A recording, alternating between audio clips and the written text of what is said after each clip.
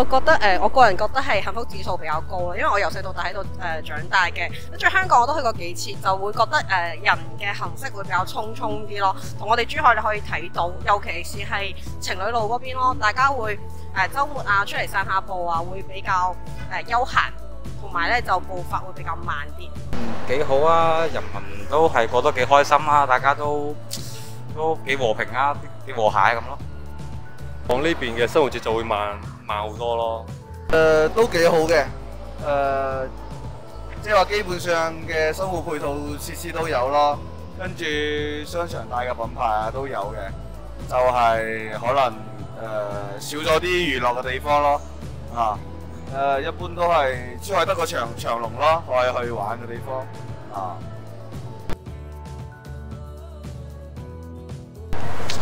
因為珠海人慢節奏生活啊嘛，然之後大家都係好開心，然之後工作壓力就唔係好大，就咁咯。得閒就去公園行下咯，珠海好多社區公園啊嘛。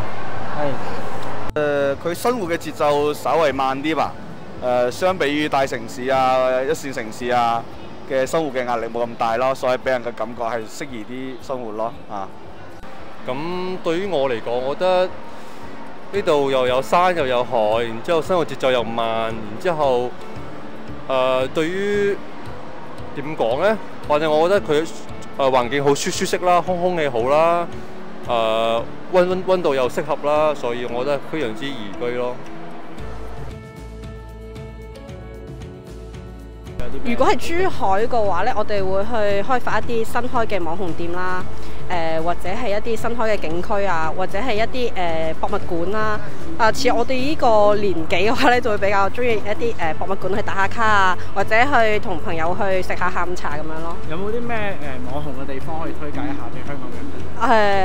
日月貝嗰邊咯，野梨島啊，踩下單車啊，即係如果好似你哋香港嘅話，就一般去中環啊嘛。咁日月貝嗰種感覺呢，就會同你哋中環嗰邊有啲似，但係呢，就唔會話咁多高樓大廈咁樣咯。屋企一 hea 咯，咁我有時候去社區公園啊，因為珠海好多社區公園啊嘛，然之後環境又幾好嘅咁咯。咁有冇邊度地方可以介紹香港嘅朋友過嚟呢？珠海新建嗰個香山湖公園咯，然之後橫琴嗰邊嘅長隆咯，就大家都知㗎啦，就咁多。咁我呢個年紀嘅話，咁可能同啲朋友仔啊食個飯行下街啊，去一啲珠海比較特別啲嘅我哋可能去捐窿捐罅啊，揾一啲地道啲嘅小食咁咯。有啲咩地方可以介紹俾香港嘅朋友去玩咧？咁我覺得例如北山里啊、華發商都啊，甚至去到橫琴啊，去食蠔啊、食海鮮啊，都係珠海比較特別嘅嘢咯。一般都係呢咁嘅大商場啊，同埋偶爾同屋企人去下公園行下咯。都冇其他地方去消遣啊。有冇啲咩地方可以介紹俾香港嘅朋友咧？如果佢哋香港嘅朋友啊，咁首先肯定係介紹特色就係珠海嘅情侶路啊，或者係珠海嘅嗰啲旅遊嘅就係長隆啊、御溫泉啊呢咁嘅地方咯，仲有海鮮去食下咯。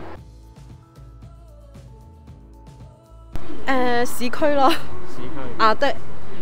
因為我係一直都喺市區長大嘅，因為就平時咧就喺郊區做嘢，跟住郊區做嘢嘅話咧，因為嗰邊嘅公司會比較集中啲，但係咧如果你話生活嘅話，咁梗係市區會方便啲啦。市區咯，畢竟嚟講，市區嘅你配套比較完善啲咯，係啊。我覺得係住喺靠近海邊嘅地方會舒服啲啊。但係太過市中心可能方便係方便，但係太過有啲嘈咯啊！我中意住新鄉州咯，新鄉州嗰邊環境比較好啲咯，然之後比較安靜啲咯嗰度。有啲咩好啊？嗰度好安靜，然之後環境又好好，嗰啲深化嗰啲生態環境又好好，嗰個公園又多。咁咁如果你有400萬，你又會買珠海邊個地方？橫琴啦，梗係。點解咧？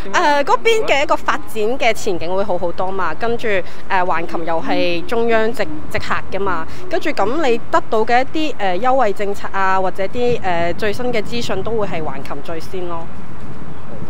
假如你有400萬啦，你會揀買珠海邊度咧？海邊咯，海邊咯，吉大附近啦，吉大海邊情侶路附近啦，啊，400萬差唔多可以買套一套細套嘅。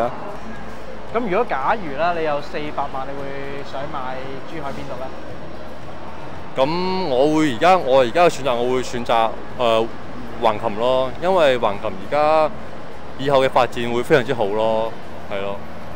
肯定新香洲啦，就嗰度咯，冇啦，應該冇其他地方噶啦。好啊，唔該晒你。好，拜拜。